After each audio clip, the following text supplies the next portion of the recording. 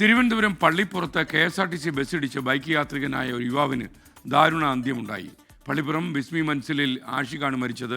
മേഘന മുരളി തിരുവനന്തപുരം വിവരങ്ങൾ നൽകും. മേഘന, good morning. എന്താ സംഭവിച്ചത്?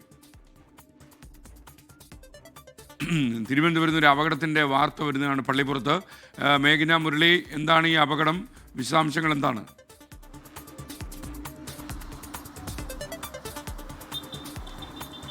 Good morning.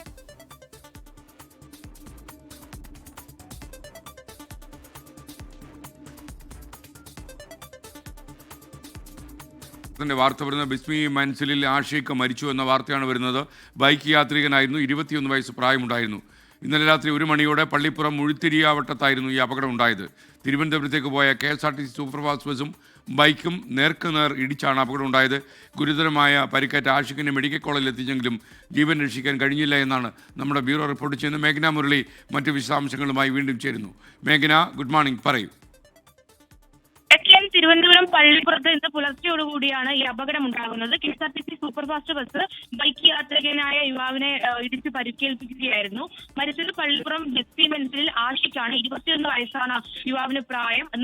ഇന്ന് പുലർച്ചെ 1 മണിയോടുകൂടിയാണ് ഈ അപകടം ഉണ്ടാകുന്നത്. അതിനുശേഷം മെഡിക്കൽ കോളേജിൽ എത്തിച്ചെങ്കിലും ജീവൻ രക്ഷിക്കാനായിട്ടില്ല. അതിൽ പ്രധാനമായും ഈ പള്ളിപ്പുറം ഭാഗത്ത് ഈ റോഡ് ഗതാഗതം ക്രമീകരണങ്ങൾ ഉണ്ടായിരുന്നു. നമ്മുടെ ദേശീയപാതയുമായി ബന്ധപ്പെട്ട നിർമ്മാണ പ്രവർത്തികൾ പുരോഗമിക്കുകയാണ്.